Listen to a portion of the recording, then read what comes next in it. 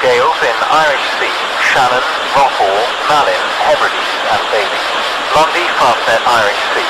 Southwest, 4 or 5, back and south, 5 to 7, increasing gale 8 for a time in Irish Sea. Fair at first, then rain or drizzle, good, becoming moderate, occasional pour later. Shannon, southeasterly, veering southwesterly, 6 to gale 8, perhaps severe gale 9 later in north. Rain, then showers, good, occasional pour at first.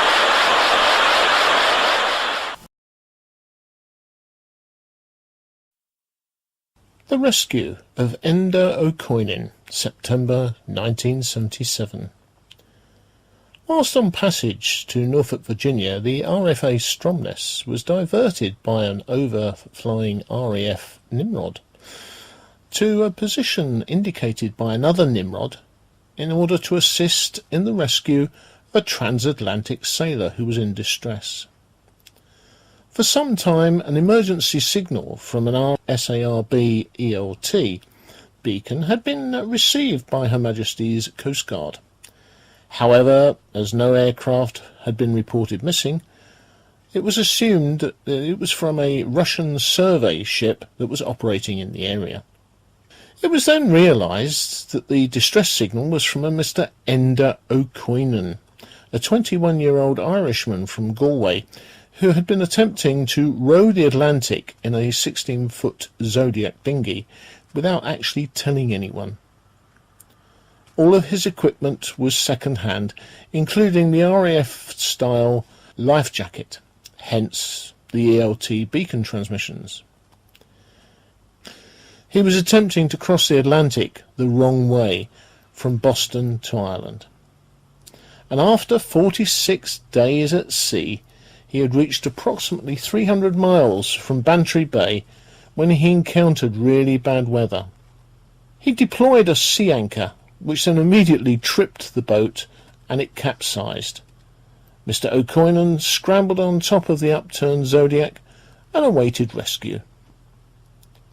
The RFA Stromness arrived on the scene at about 11 o'clock, and a second Nimrod dropped life rafts, all attached by a long painter, and this had drifted down onto the Zodiac. Mr. O'Coinin had got into a life raft, but as the Stromness arrived on scene, he then jumped back on the top of his upturned boat. The Stromness approached upwind and fired a gun line over him, which he caught and was pulled alongside and then encouraged on board using a pilot ladder and a helicopter strop. He was taken to the ship's hospital, but within half an hour he was in the radio room attempting to sell his story to the newspapers. Apparently he had survived by eating raisins, which he had in his pockets, and by sheer tenacity. Even though Heinz, when approached to sponsor him, had issued him with a supply of tinned beans for the voyage. He was grateful for them, even though it was probably just a ploy to get rid of him. Mr. O'Coinin was in very good shape, considering he spent 55 days at sea in a rubber boat, the last 5 sitting on top of it in bad weather. The rescue had gone pretty well. The weather was poor, the tricky part was recovering the RAF's life rafts afterwards, complete with all the line that was connecting them. As the Stromness was westbound towards the USA, the MOD thought it would be good publicity to bring him back to Plymouth. So it was arranged that Stromness would RV with HMS Ambuscade and pass Mr. O'Coinin across by light jackstay for transport on to Plymouth.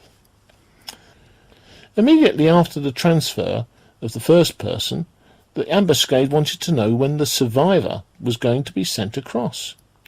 The Ambuscade's account of the situation was that the radio signal said that Edna was being jackstayed, and they were a bit put out when told that they had already got him.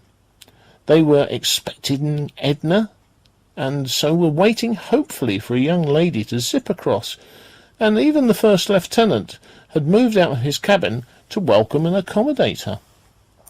Ambuscade recovered the rubber inflatable, and it was lashed to her quarterdeck.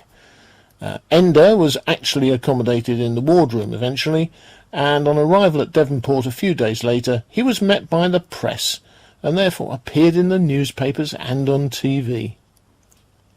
In subsequent years, Mr. O'Coinin managed numerous Atlantic crossings in more suitable vessels, and recently he wrote a biography called The Unsinkable Entrepreneur.